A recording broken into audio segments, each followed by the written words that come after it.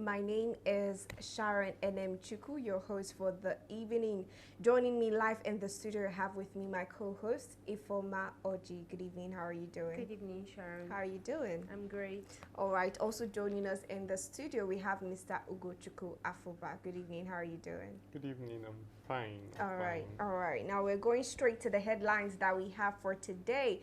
First, the fallout from the Kebbi school abduction continues, with the former Chief of Defense Staff, now Defense Minister, General Christopher Musa, saying that the reported withdrawal of troops before the attack will be thoroughly investigated. Nigerians are demanding answers, and this development raises serious concerns about security coordination and response. Second, members of the House of Representatives are pushing the federal government to name and sanction terrorism. Now, they've also come out to call for the establishment of a special terrorism court to fast-track prosecution and close the gaps, slowing down justice in terror-related cases. Now, these are the stories we're going to be treating for this evening. But before we do that, just to put it out there, we saw different reactions when President Bola Ahmed Tinubu came out to nominate the ex-CDS defense staff or for the position of Minister of Defense. Now, one of those reactions was from VDM, which we're going to take a quick look at, and then when we return to the studio, we'll have a full-on conversation.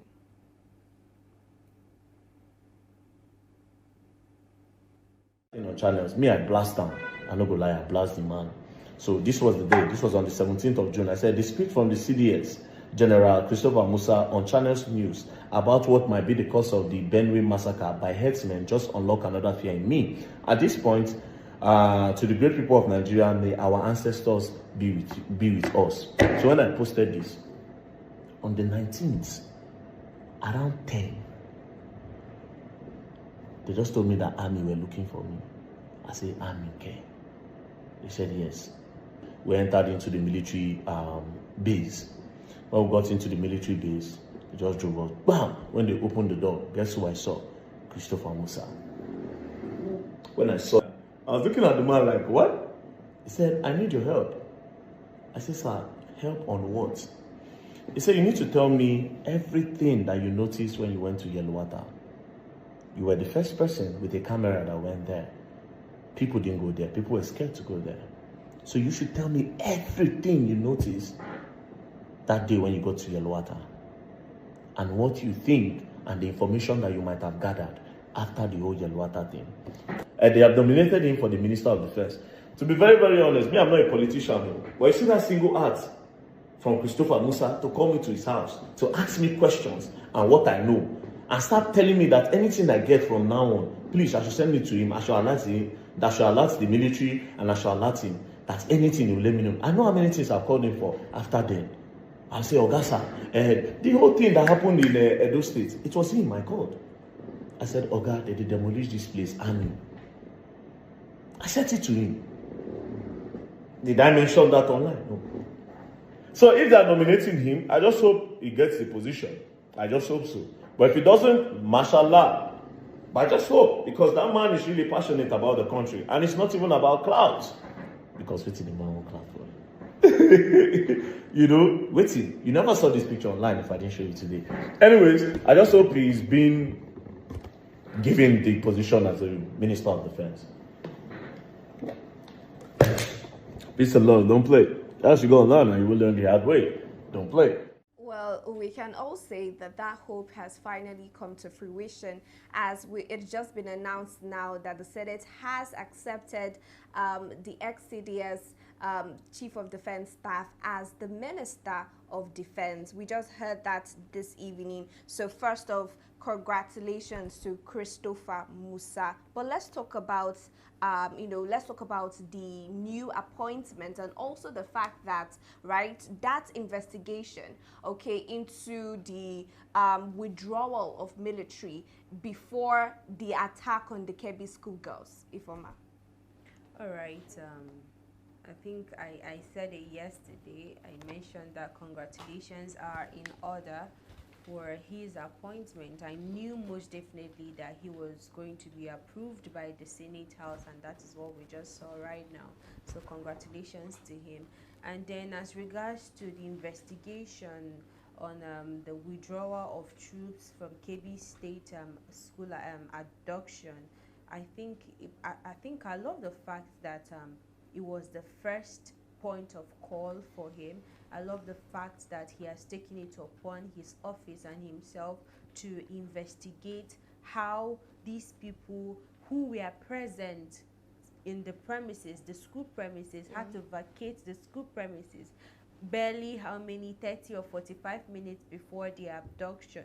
So I think it was right for him to investigate that. And then the investigation, he equally said that he is going to form a committee that will investigate how or what happened with the intelligence that led to the death of the brigadier, I think Obasani or whatever. I don't know if I'm correct. So I think that was really right, because I remember one time we saw a video online about a military woman kind of lamenting that we can't have a death of a general and the whole world, the entire Nigeria, the entire military, everybody is quiet. That is something that is supposed to shake the nation. It's something that is supposed to, make people want to know, okay, what exactly happened? How did the intelligence leak? I mean, it's something that is supposed to put people on their toes, especially the military. So I love the fact that he is taking that bold step to investigate that. And I'm seeing most of his videos where he was talking about the porous, how porous our borders are and the need to fence the borders. I've equally seen videos where he talked about the NGOs that are infiltrating Nigeria, infiltrating the borders, and they need to investigate who is giving them the permission to come into Nigeria or enter into communities. And why is it that these armed people, or these bandits, these terrorists that we're having are having so much sophisticated machineries that the armies don't even have? So that these are the investigations that need to be conducted. Yes, who is funding these people, and the financiers need to be brought to book. Now still talking about the new minister, let's have your take first of all on the fact that we already knew he was going to be approved, but let's have a look on the little squabble that we saw in the Senate earlier when some senators came out. And maybe you can just give us a breakdown of exactly your thoughts on what happened with the squabble going on in the Senate House, and then the fact that they were able to come to a consensus and agree that he should be approved as Minister of Defense. Well, from what I've seen so far, I think it's rather a case of where some of the senators wanted him to just take a bow and go, without screening. But then some other senators, some other part of the senators wanted him to, go through a rigorous screening and questioning. And whatever reason may be, they wanted to do it, the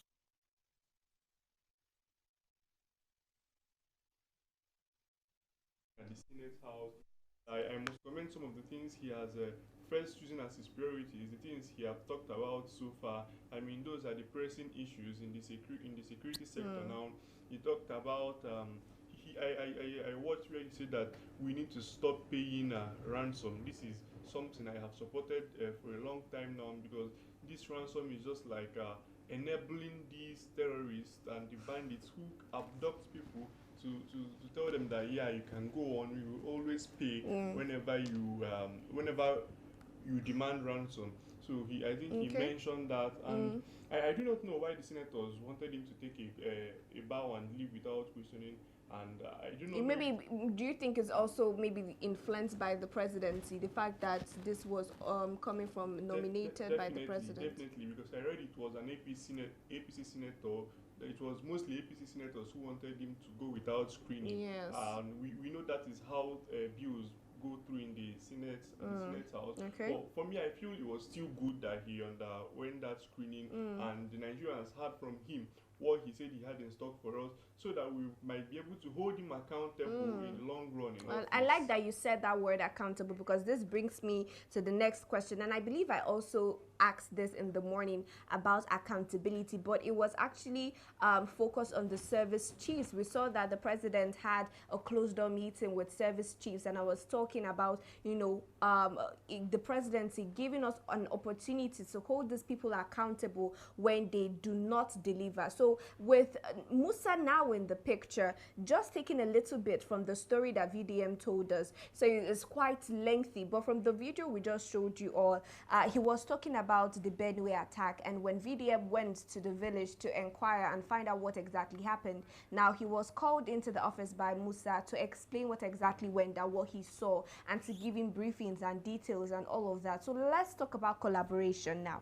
Collaboration with the military and communities, collaboration with also activists. We've seen there are a lot of activists, really, celebrities who have lent their voices to the incessant killings that we've seen. So what is your expectations concerning collaborations with the military and others? Okay, I love the fact that I mean, this Musa, I've seen a lot of clips from him. You could see clearly that he's somebody quite passionate about the security in Nigeria. Yes. We've seen evidence of that. People have come out to, give testimonies of that. And talking about the collaboration here, you could see clearly the video where Very Dark Man said that he was surprised that to receive a call from the defense minister. He was asking him, okay, I know that you have first-hand information with the attack that happened in Benue State. How can you help us to get these people to book? It was quite, for me, it was quite, outstanding. It is very hard for you to see somebody of that rank stoop so low to collaborate with people like citizens, ordinary civilians, to find out exactly what is happening, why are people being killed on a daily, and how he can actually help to salvage the situation or solve the problem. So I think at this point, what we need right now is more collaboration with all these people that are aware of insecurity in Nigeria, first-hand information from people that have witnessed these attacks before, first-hand information with people that have actually gone even into those terrains of these these bandits or these terrorists, you understand? And then community leaders, and not just community leaders, both police, DSS, the entire police, the security force. agencies. I think everybody, to curb insecurity or to salvage insecurity in Nigeria, all hands have to be on deck. Really, all hands have to be on deck when it concerns security. Now, let's also take a look at that withdrawal, right? That abduction. Earlier today, I saw videos about the 38 Kwara CAC church members that were abducted, how they were reconnecting with their family members. I just hope this is not the day they are actually reconnecting. Maybe they've done that before, and no, this is the day. So if this is the first time, this is really interesting, because why where did they keep them? Is this all for? Because you remember during the Kebbi, when the Kebbi schoolgirls were released, right? They had a handover ceremony. They had the press there. They handed over the kids to their parents. But I'm really surprised that just how many days after they were rescued, we're hearing that they are just reconnecting with their family. Let me get Ugo's opinion first. I don't even the first one when there was a handover ceremony. I do not. What do you mean by a handover ceremony? And I think we are saying something like this a morning. bride. We are saying something this morning that I would prefer politicians who come out to play politics with infrastructure projects, like objects. Towards the end of their tenure, they start a new project and you should re-elect them.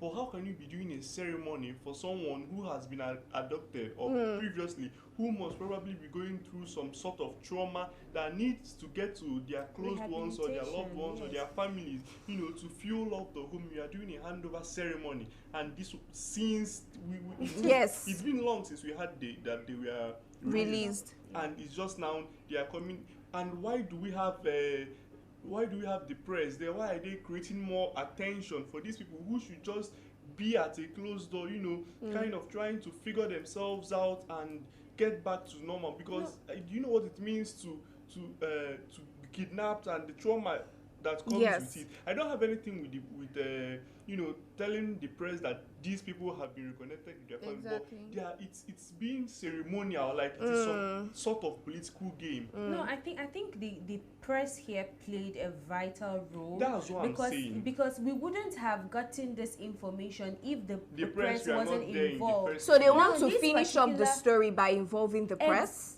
No, what I'm trying to say is, there is a difference when you get a story or when an abduction or something happens and then it dies immediately. You talk about it and it dies immediately. It shows that the press are living up to expectation, which is following up on a story and getting to the root of that particular story. Now, we've seen the abduction of these children, and we've seen that they were conducting a handover ceremony, which they never handed over these people. I saw in the news even before this recent one that they reconnected with the family, that they were kept in a hotel and they were getting restless because they wanted to reconnect with their family. So how necessary in your point of view was that whole entire ceremony, and also the fact that they are just being handed over to their families now? Okay, for the ceremony was more like a bride being taken to a groom, which was not necessary at all. Now, but what I'm talking about, I don't know if you understand when I was talking about the press here. The follow up in the story, that's what I'm talking about. But for the whole, I know personally, I'm just going to put in my bit. I get what you're saying. It is necessary that what Ifeoma is trying to say is that we don't get a complete story when something is released. We get that, okay, people were abducted, but we don't know, we are not carried along. I think that's where you're coming from. So they're trying to carry us along via the press, via the media, which is really amazing. I like that. But also, they've already done that. When they came out to tell us, oh, these people, we even saw live videos of these people alighting the buses when I'm talking about the Kwara State, right? The fact that after that day that they left, and you needed to see the condition, except they were hospitalized, right? Maybe if they can come out and tell us that they've been hospitalized in order to ensure that they were fit health-wise before being returned to their loved ones, that makes sense. But if they were kept in a hotel and fed up until now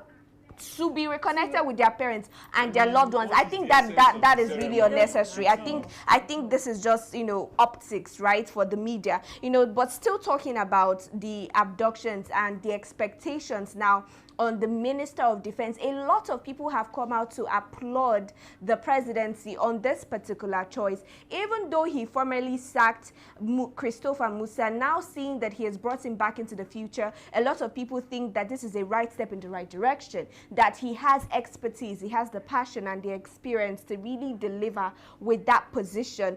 But like I said earlier, there really is, do you think now that we have somebody that we can hold accountable when something goes wrong? Oh, the key word there is accountability. We've seen through his previous works, or let's even say his achievements, working as one of our in the security force, and we've seen that he has also shown passion for wherever he has been in securing the lives of Nigerians.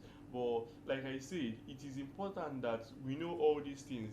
And like I said earlier, when he was being screened at the Senate, he made bold pronouncements, which personally I am glad that he did those things, because these are the issues Nigeria need to face head on. So it is really good he's saying all these things now, giving us a clear agenda of what he intends doing while in office, so that when he now goes contrary to those things, we can hold him accountable. Just let me digress a little bit. Just like our president, who while he was campaigning, said, if after 2 years he does not get us 24-hour electricity, we should not vote for him. I just wanted to update you all. Okay, so 2027. Still talking about still talking about abductions, we have still not forgotten the Chibok girls' abduction, right? And moving forward, it seems as though something that I've noticed is that with every fresh abduction, we forget the former, right? So when we see the Kwara State abduction, the Kebbi abduction, the Kogi abductions, the Niger abduction, we just forget that there has been other abductions in the past. So I want us to, if I'm coming to you now, the new Minister of Defense, personally for you, how do you think he should combine, the pressure and just the urgency that is expected of him managing both previous abductions, trying to figure out how to rescue those people without ransom, like he said, and also the most recent abductions that we've just seen?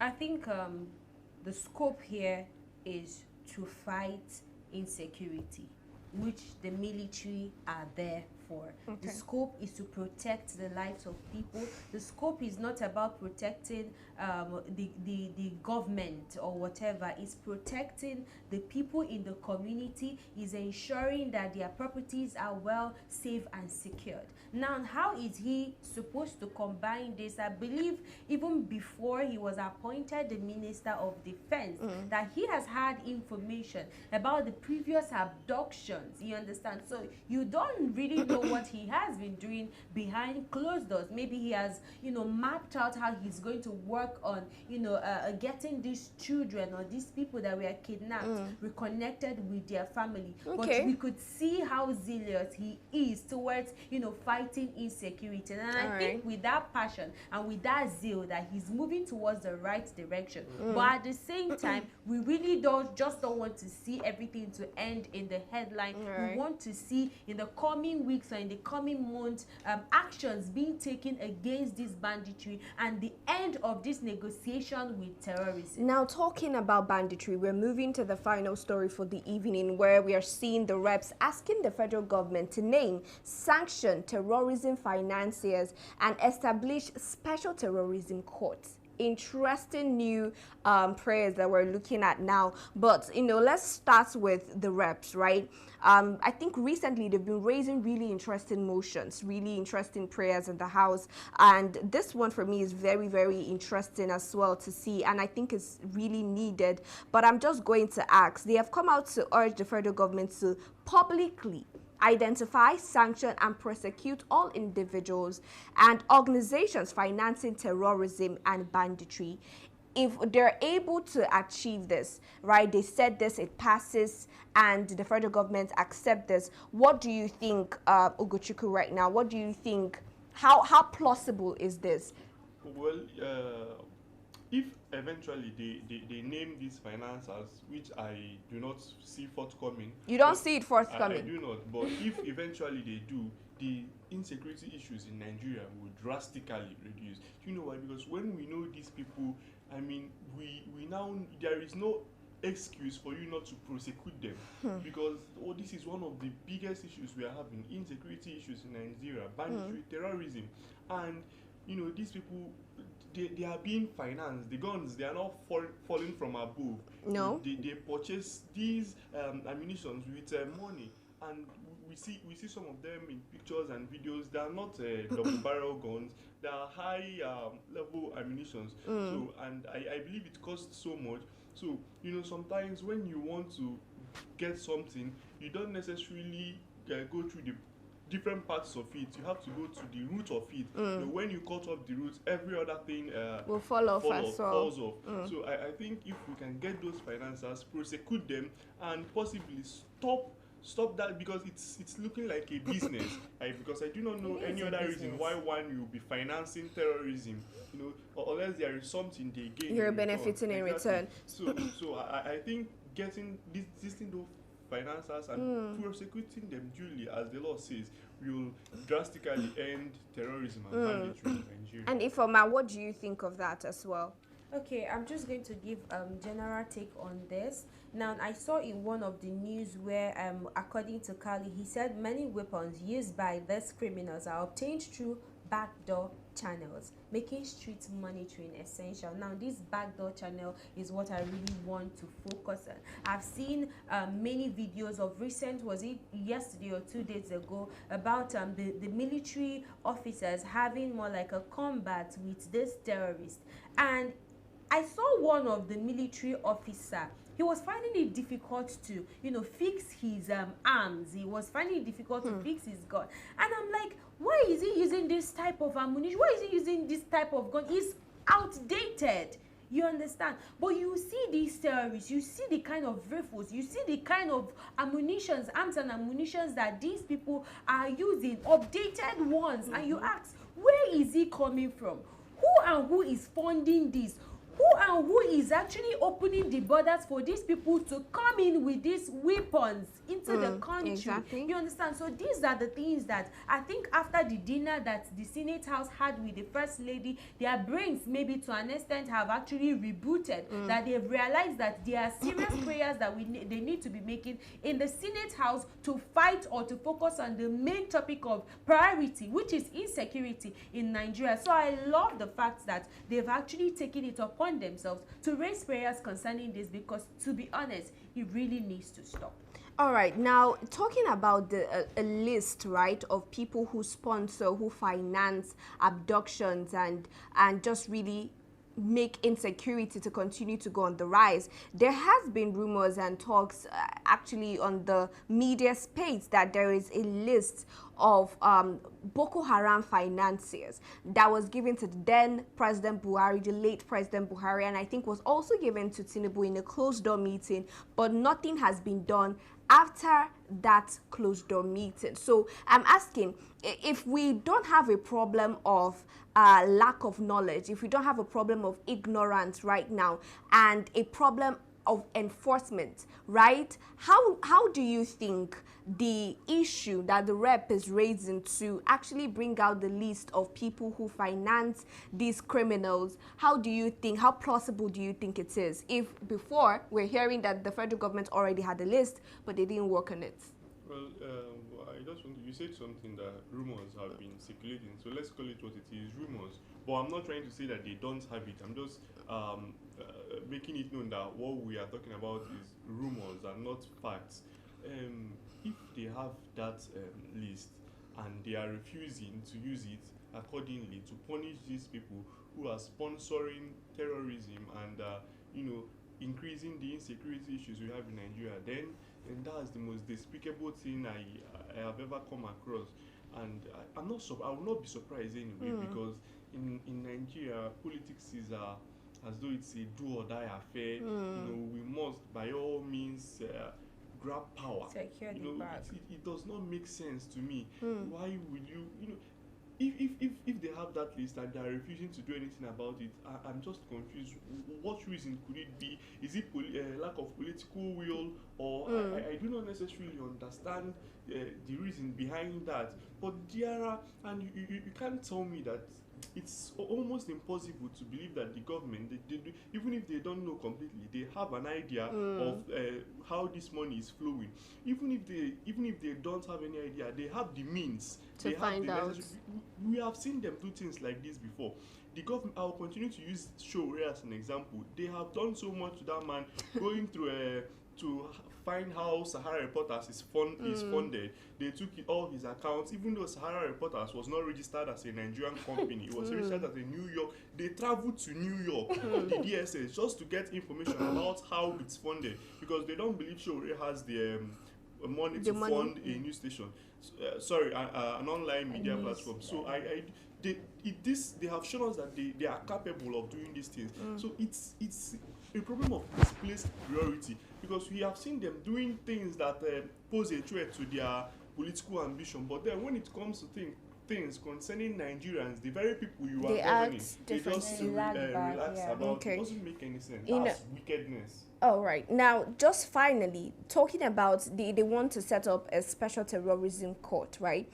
And if I'm asking, do you think that this would speed up prosecution, or would it further complicate issues? That is, if it's being enforced, then I think to an extent, do we even have a committee or a committee for that? I don't know if we have that in Nigeria, but I think kind of narrowing it down or having them focus on one particular thing, which is fighting or finding a way to bring people to book. I think that is, for me, is a good step in the right direction. But at the same time, we've seen all these promises, we've seen all these things come to the headlines, and at the end of the day, there's no enforcement. And no at the fruition. same time, let it equally not be, yes, let it equally not be an avenue for people to start siphoning money or eating money from the government purse. So all right. even if they are going to take some money or salaries are going to be paid to them, let us see reasonable actions. Okay. All right. Now, just generally with the insecurity that we have been seeing in Nigeria, people dying, people being abducted and going missing for years on years. With all of these changes that the federal government is making, even though a lot of people feel it's coming rather late, the fact that they are making these changes, we want to see it reflecting. We don't want to just see changes without results. And going forward, we're hoping that we can see and feel these changes when it concerns security in Nigeria. But for now, this is what we're calling it a wrap on the show today. If you're joining for the first time, you just watched Active Citizens Parliament, where we discuss Nigerian politics. I still remain your host, Sharon Enem Chuku. If you're yet to subscribe to our YouTube channel, please endeavor to do so. And follow us across all social media at Active Citizens. Thank you to my host, co-host, and guest for joining me on the show today. Find me across all social media at Sharon Enem Chuku and Jiri Foma. You can find me on Facebook at Oji Sophia and on Instagram at Miselex. Mr. Ogo. You can find me on Instagram, Facebook, and X at Ugochukwu Afuba. All right, till we come your way tomorrow, do have a good evening.